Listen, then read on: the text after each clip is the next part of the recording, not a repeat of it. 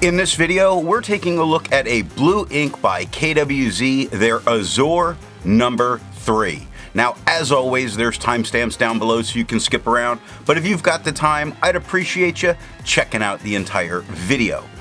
Also, down in the description is a link to the blue ink playlist, so if you want to see more blue inks, you can find that there. I'm an ink guy. Let's get into the first writing sample done on 90 GSM Clairfontaine. We have no bleeding, no ghosting.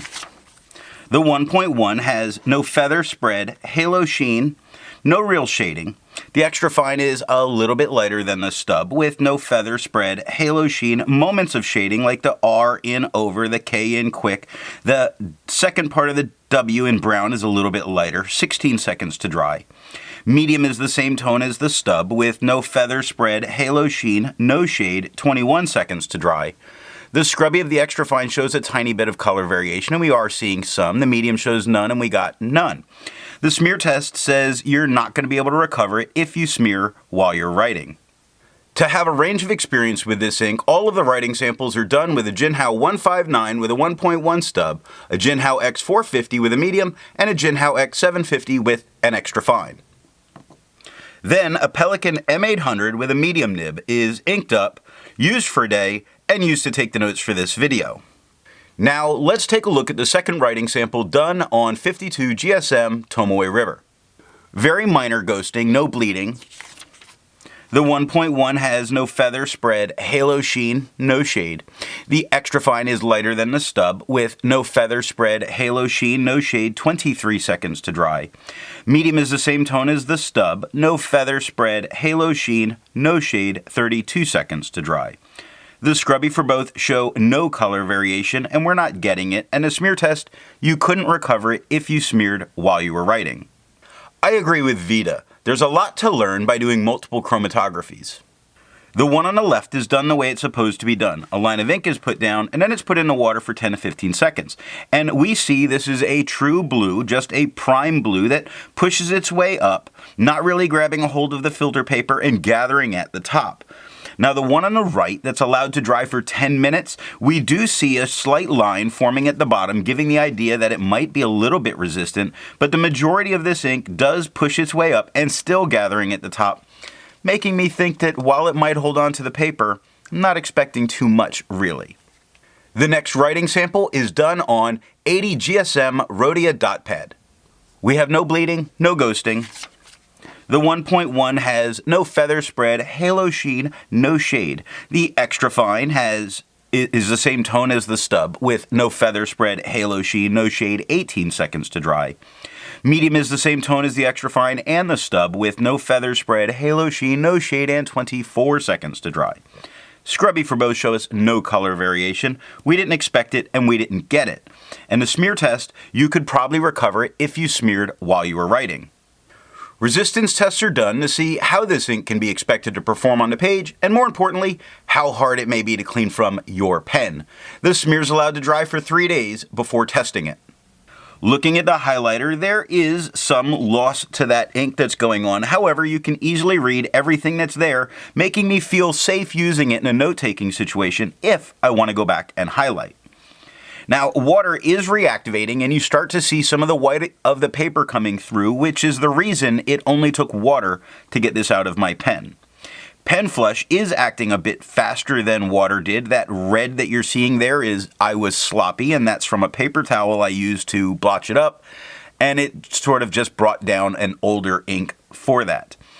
The 1/3 bleach solution, you're not going to need this either, but it does completely remove it from the paper, discolors the paper a little bit yellow. The next writing sample is done on yellow Rhodia paper. These aren't done so much to see performance changes. The performance is consistent from this paper with the white to the yellow. It's more used to see what kind of tone change we go through.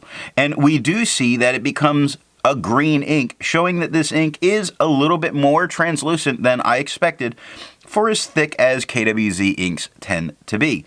Just something to be aware of. I do think this will still pass without a problem in a professional environment if you write on yellow paper.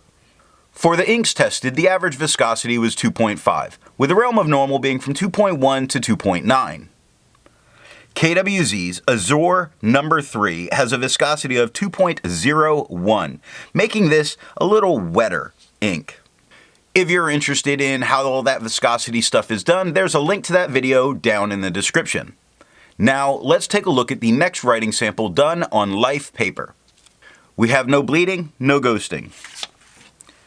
The 1.1 has no feather spread, halo sheen, and no shade. The extra fine is the same tone as the stub with no feather spread, halo sheen, no shade, 15 seconds to dry. Medium is the same tone as the extra fine and the stub with no feather spread, halo sheen, or shade, 20 seconds to dry.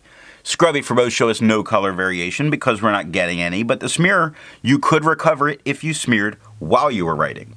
For the inks tested, the average dry time was 17 seconds, with the realm of normal being from 13 to 21 seconds. KWZ's Azure number 3 has an average dry time of 22 seconds, making it take just a little bit longer than normal. The next writing sample is done on Levenger paper. We get no bleeding, no ghosting. The 1.1 has no feather spread, halo sheen, no shade. The extra fine is a little lighter than the stub with no feather spread, halo sheen, some shading, like the K in quick is a bit darker than the rest of the word, the R in over is a little bit darker than the rest of the word, and the looks a little bit darker than what's around it. 10 seconds to dry. Medium is the same tone as the stub with no feather spread, halo sheen, or shade, 13 seconds to dry. Scrubby for both show no color variation and we're not getting it, and the smear test you could still recover it if you smeared while you were writing. Instead of finding inks that look like KWZ's Azure number 3, I would prefer to find an ink that complements its color on the page. I went with a nice orange ink from Monteverde. I chose Mandarin Orange. Now if you'd prefer a different complement color, then down in the description are links to those playlists. So what do I think of KWZ's Azure number 3? There's only a little bit of shading. The solid tone isn't bad since this is a good saturated blue that is vibrant on the page. I can easily see myself using up a bottle of this ink. So what nib and pen give the best writing experience with this ink? I really found that I preferred it the most from a wet fine, although it does look good from all of the pens that I used it in. I hope you got something out of this video, and in the next video we're going to take a look at a green ink from Rhodia and Klinger that I'm going to butcher, Smaragden green, Smarogdgreen, Smogder green, that one.